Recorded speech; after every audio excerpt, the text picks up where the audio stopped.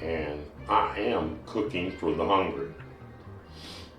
Today we're going to talk about a few tips.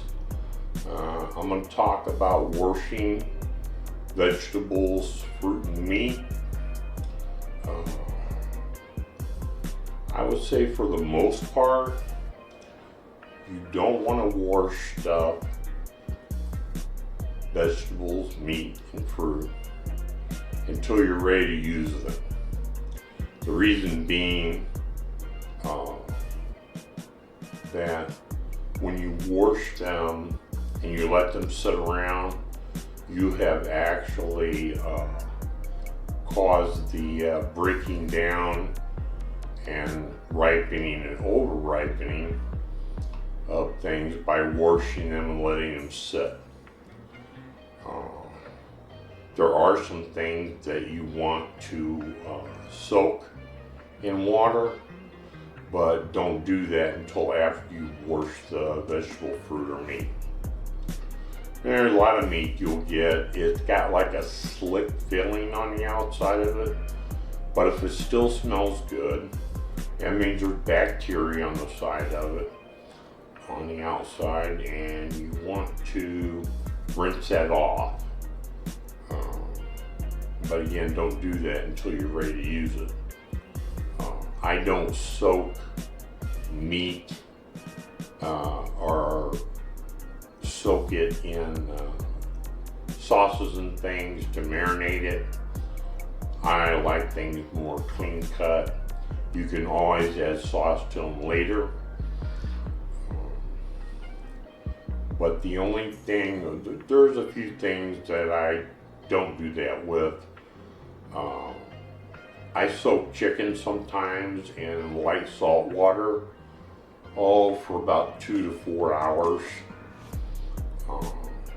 Wild game, I don't like that gamey taste, and I know a lot of other people don't either, and they don't realize how good it can taste if you soak it. But wash it first, right before you use it, and then put it in the pan with some light salt water. I do that with chicken and wild game. Everything else I just rinse it before I get ready to use it. And you may ask yourself, why am I talking about this kind of stuff, and why do I think it's important? Well, as you've been able to see in the news and online, lots of fruits, vegetables, and meat are coming down with stuff on them, and they make recalls on it. But if you wash and rinse things properly, you're going to avoid most of that. So you take things like broccoli and cauliflower, Brussels sprouts, different things like that. I wash them right before I get ready to use them, and I put them right in the pot and start cooking them. Fruit's a little different, but you don't want to wash it as soon as you get it. You want to wash it right before you get ready to use it. I'll say things like bananas. You think, well, why do I want to wash that? Because I peeled the peeling off. Well, you touch the peeling and then you touch the fruit and you transfer things over to it. So again, I would wash even like bananas and then peel them. And wash your hands, you can't wash your hands too often whenever you're cooking. It helps keep you from transferring things. And let's talk about potatoes and carrots and like sweet potatoes. Those are roots. You want to store those in a cool place, kind of out of the light. That helps them to keep longer. And do not wash them and clean them until you're ready to use them. When I make if I have homegrown carrots, or carrots from the store with the tops on them, I do not cut those tops off until I get ready to use it. The same thing with onions and garlic. A lot of people buy garlic in the store that's already got the top cut off of it. Those will dry out a lot quicker. If you find a place where you can hang them upside down, they'll last much longer. And then right before you get ready to use them, you just cut that top off and peel them and use it. Onions, garlic, things like that. If you have fresh homegrown potatoes and carrots and sweet potatoes, any of the roots, even if they got a little bit of light dirt on them, if you kind of knock the dirt off of them with your hands, don't do anything else with them. Put them in something and put them in a cool, dark place.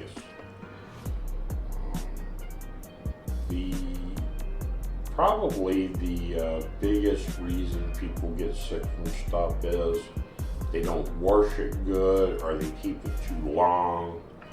So when you're buying fresh vegetables and fruit and meat, if you're not freezing it, you keep it in the refrigerator, you need to use it pretty quick.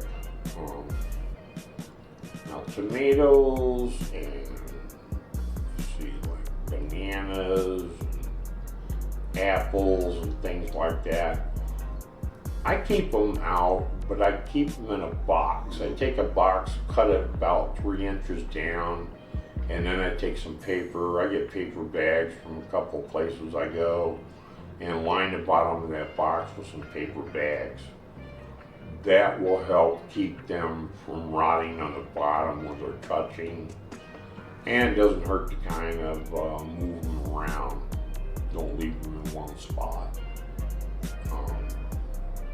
But again, washing fruits, vegetables, and meat is a really good thing. Soaking some things is a good thing with a little light salt water. But you want to wash them all right before you get ready to use them. I think this is a really good thing to talk about, again, because all of the things are getting recalls on them. They've got dangerous bacteria on them, or they got exposed to some peanut oil or peanuts if people are allergic. Just all kinds of things. And it's usually from processing, they don't clean the machines right when they pick them and run them through the processing part, and they get things on them. And people don't wash their hands like they should. So, one thing that you can do to help make sure that a lot of stuff isn't transferred is use gloves. I just buy some disposable gloves. I get the non-latex clear. I put them on. I handle meat and vegetables and fruit to the point where you clean them, and then you take your hands off, rinse them a little bit, and set them aside before you get ready to cut them up and use them. There's things that I blanch. Tomatoes is one of them. I don't particularly like the skin on tomatoes. Not that they're bad for you. A lot of peelings have a lot of good stuff in them that the meat inside, the flesh inside, isn't quite as high in vitamins, minerals, stuff like that. So eating tomatoes with the skin on is not a bad thing. I just don't particularly like it. So I get a pot of hot water going, boiling water. I drop them down in the boiling water for just a little bit, maybe 30 seconds to a minute. I pull them back out. I set them out on a cutting board, wait for them to cool down, and then the skin just comes right off. good stuff. You know, it's important. This is important, and especially people who are just learning how to cook, or people that have been cooking for a while and got some bad habits. It's good to keep this stuff in mind. Keep you and your family safe. So that's what I'm going to talk about with washing food. I think it's good. Some people use, I want to tell you too, some people use food sanitizer. I would not recommend that. Any kind of chemicals that you put on your fruit, vegetables, and meat is going to change the quality and taste of them. So I wouldn't do that. And that's just me. So anyway, thanks for tuning in. And until next time, I come up with some tips or methods I'm going to pass on to you. And enjoy cooking, enjoy doing it right. And I'll see you next time. Thanks for tuning in.